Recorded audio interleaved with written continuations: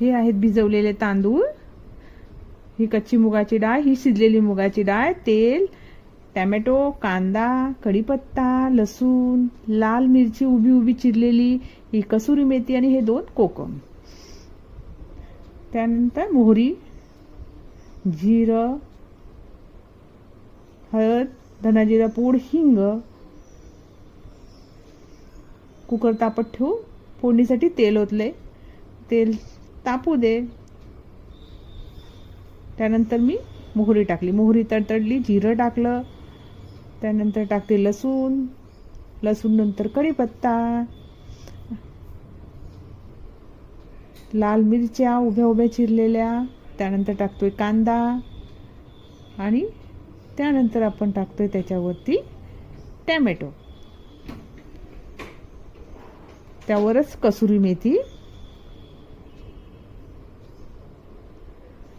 थोडी हळद, थोडं हिंग, धने जिरेची पूड थोडी जास्त टाकायची आणि त्याच्यावर थोडं लाल तिखट,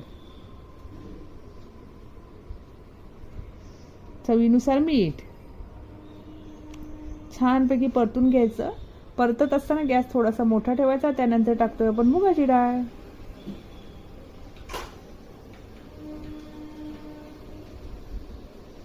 मुगाची डाळ पण छान परतून घ्यायची. त्यानंतर मी टाकते त्याच्यावर तांदूळ धुतलेले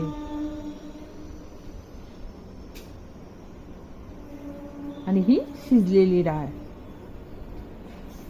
बघा आपलं छानपैकी हॉटेल स्टाईल खिचडी तयार होते.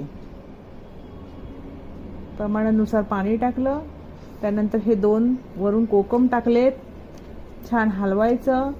आता मी ह्याचं झाकण लावून 2 शिट्ट्या घेणार.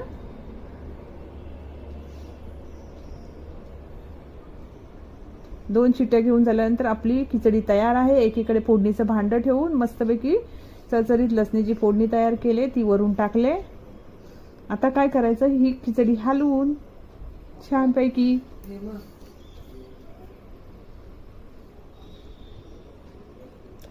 तयार.